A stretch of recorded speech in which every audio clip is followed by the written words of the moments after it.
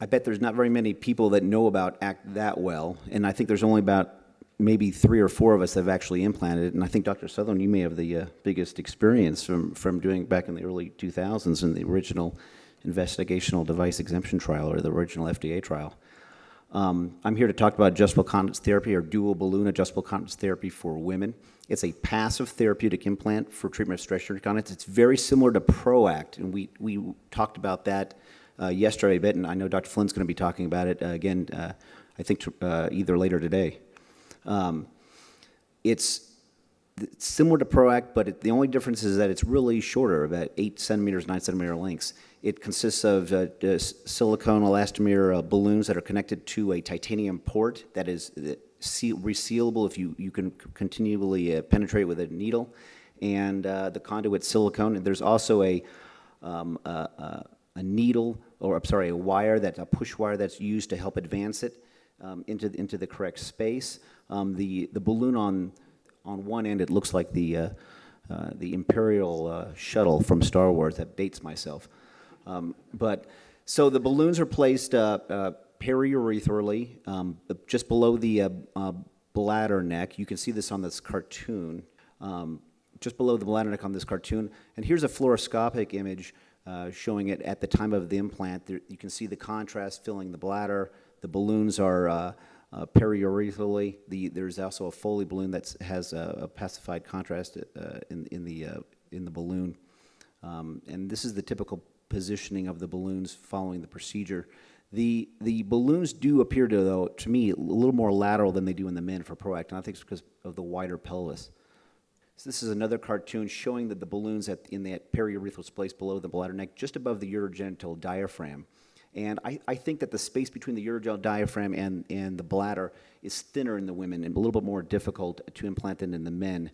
And that's why I changed my technique from using that Foley catheter to using a flexible cystoscope, and it can actually see the protrusion of the device, the trocar, which I'll show in a second, against the bladder.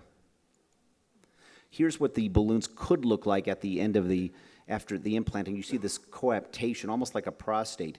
And this coaptation is what's going to happen even if they're not dry off the table, if you're not getting this kind of good coaptation right after the initial procedure with the future adjustments, which is one of the nice things about the device, is that you can adjust the balloons in the office.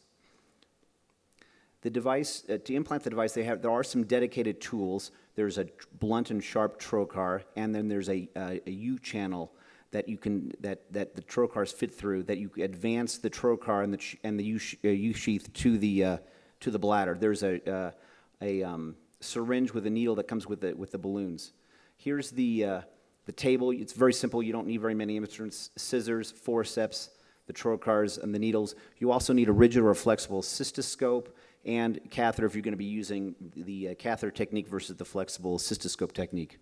The package insert states that you make a small incision periurethrally in the vulva between the labia minora and the majora. I've changed my technique. I make that small incision in the majora. You place the trocar through the below the pubic bone to the space below the bladder.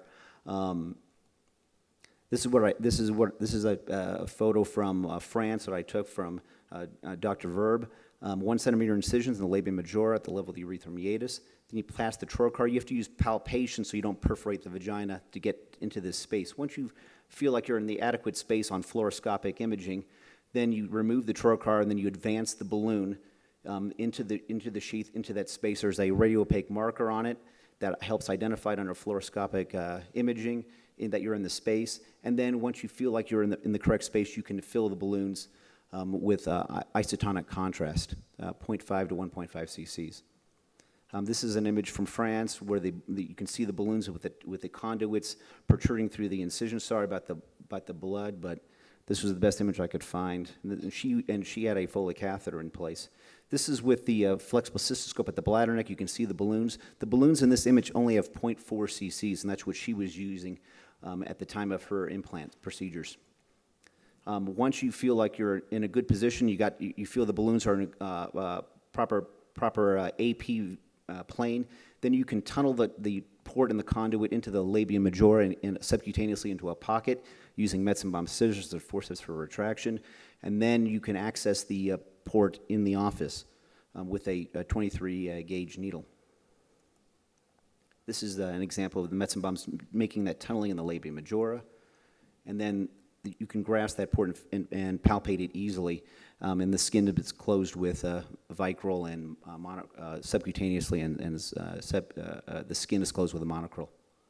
So average operative times in range between 40.6 minutes and 20.3 minutes between the European and the North American data.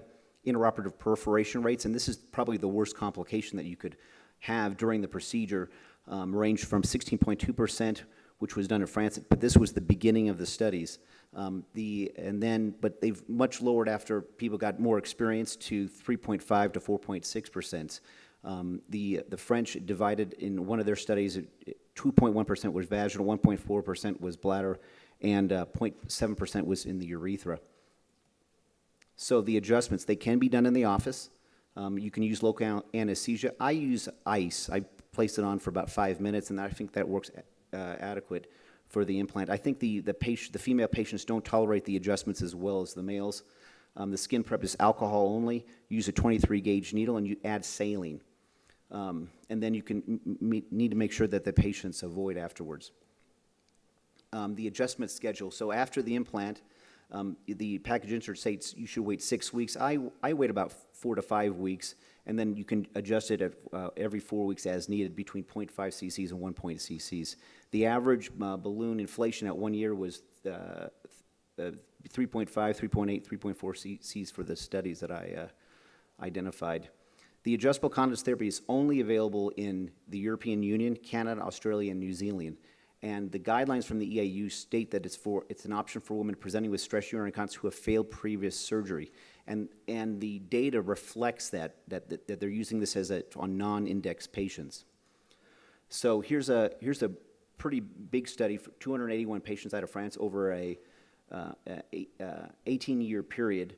They found they had a 70.5% overall improvement rate, and I know that's not as good as some of the tools that we currently have available. However, these patients had many comorbidities.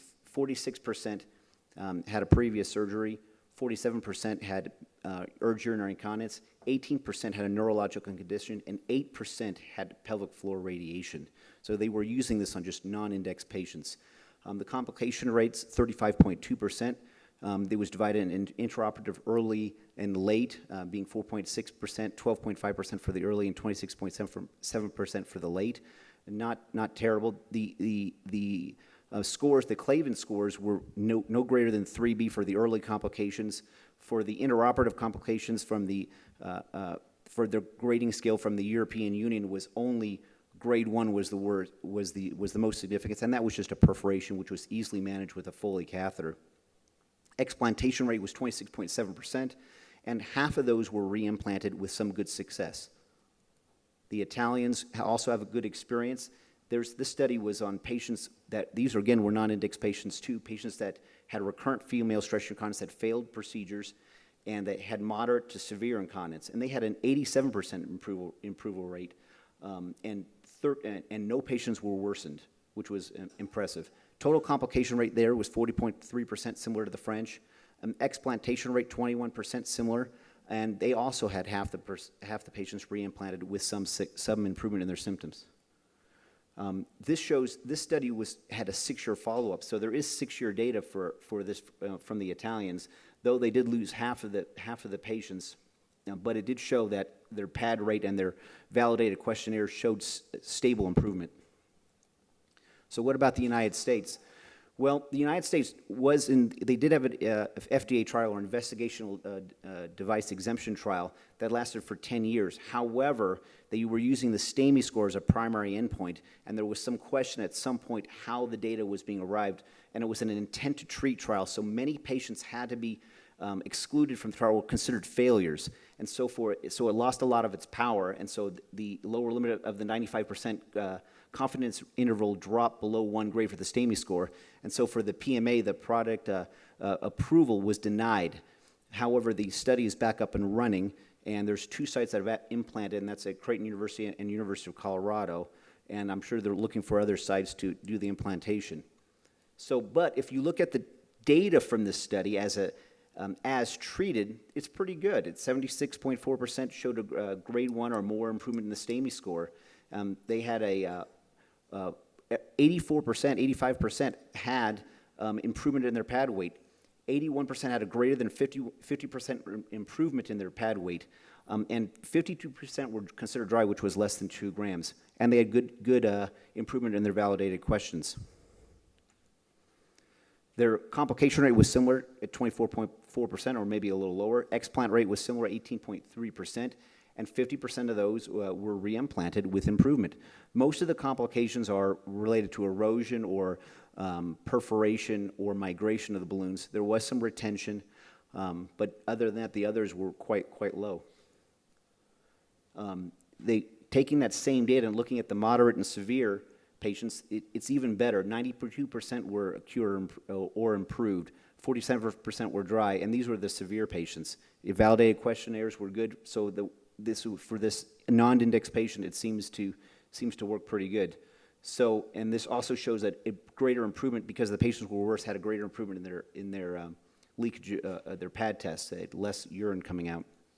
So, in conclusion, the European and the North American data suggest that the active ice is an effective and safe and minimally invasive treatment for the recurrent female stress-short incontinence.